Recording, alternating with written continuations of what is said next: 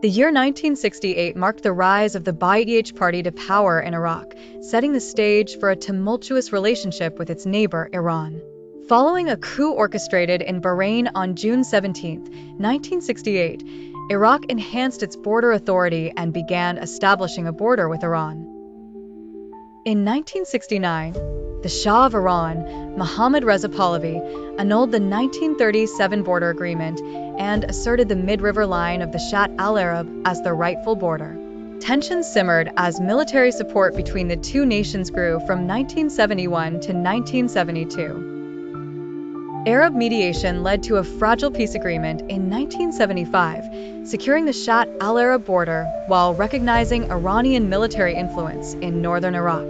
The tenuous peace unraveled as skirmishes escalated.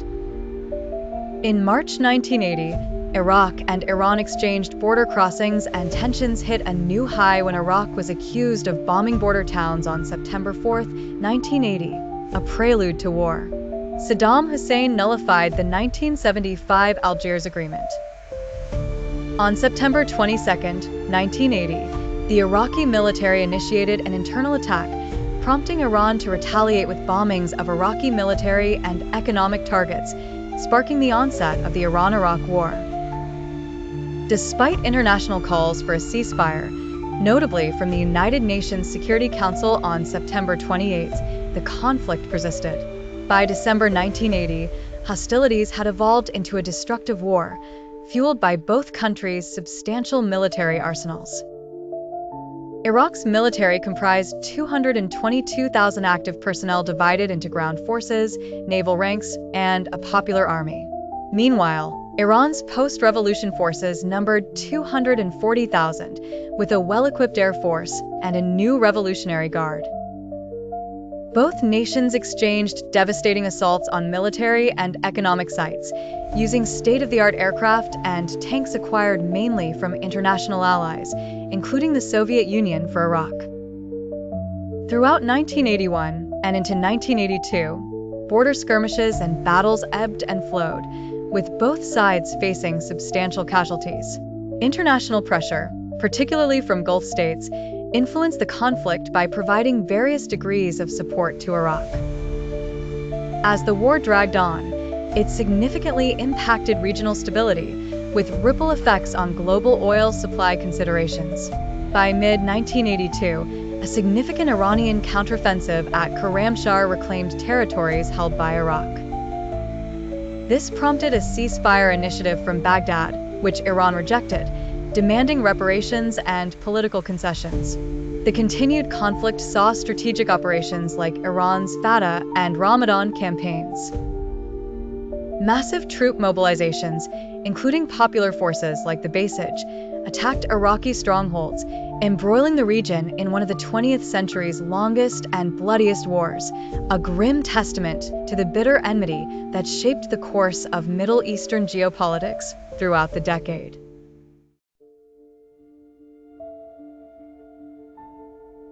In the midst of the tumultuous Iran-Iraq War, both sides employed unique strategies and tactics that shaped the outcome of many battles and operations. Tehran, driven by a fierce determination, deployed human wave attacks comprised of volunteers ranging from 9 years old to 50, aiming to penetrate Iraqi minefields and fortifications. This approach, however, met with mixed success, inflicting losses but failing to capitalize on strategic advantages, as seen during the Ramadan military operation. One of the significant campaigns began on the night of July 13th, when Iranian forces initiated an attack on Basra, utilizing a combination of armored divisions and Revolutionary Guard troops. Advancing under darkness, they achieved initial success by penetrating Iraqi defenses, yet this was quickly countered by a robust Iraqi response that destroyed the penetrating force and necessitated a retreat.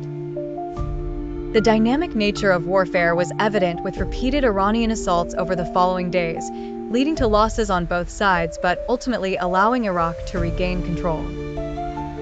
The rainy night of February 6th witnessed Iran launching an ambitious infantry attack near Amara, capitalizing on the weather to hinder the Iraqi Air Force. Despite penetrating the Iraqi lines, the Iranians suffered heavy casualties, particularly when morning raids resumed. Operation FAR and K-Bar exemplified Tehran's persistent yet faltering efforts, aiming to secure key routes and territory. While advances were made, the fickle fortunes of battle often saw gains overturned by Iraqi counterattacks, such as the recapture of territory after the Badr offensive. 1986 to 1988 marked a pivotal period where Iraq capitalized on weakening Iranian assaults, notably reclaiming Al-Faw Peninsula and launching successful campaigns across several fronts. The Iraqi forces' tactical efficiency, aided by air raids and strategic deployments, allowed them to recapture lost territories and inflict severe losses on Iran. By 1988, as the conflict dragged on with relentless back and forth assaults, the toll in lives and devastation increased, leading Iran to accept a ceasefire under UN Resolution 598.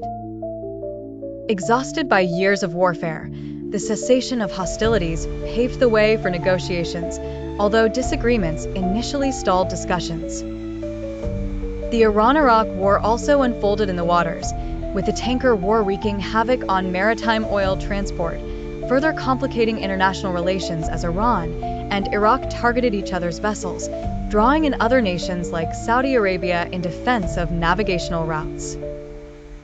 As tensions eased following the ceasefire controversy, further provocations came with Iraq's sudden withdrawal from Iranian territory, a precursor to the invasion of Kuwait. Such developments highlighted the volatile interplay of diplomacy and military action during this era.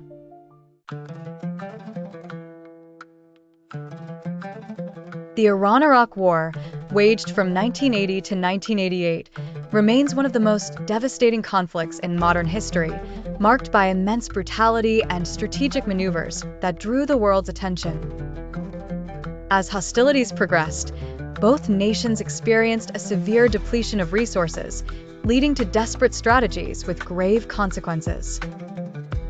One conspicuous chapter of the conflict involved the United States Navy, commencing with attacks on Iranian vessels after tensions escalated due to Iran's aggression towards Kuwaiti ships flying American flags.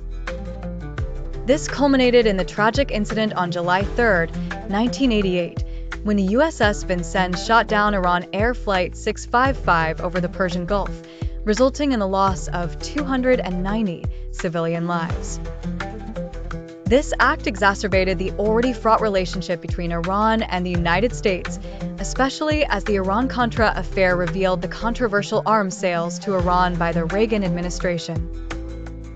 As the war lingered on, its course sculpted a backdrop of suffering with indiscriminate missile strikes, particularly targeting urban centers, leading to mass civilian casualties. Iraq bombarded Tehran, while Iran retaliated against Baghdad.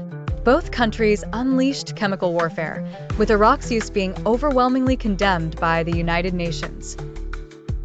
Yet, Iraq received extensive external support from various nations, including the Gulf states that contributed over $50 billion in aid.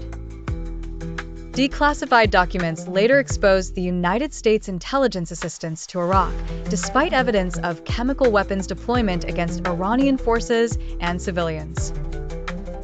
The financial and logistical backbone supporting Iraq was stark, with Kuwait playing a significant role in facilitating the transit of supplies.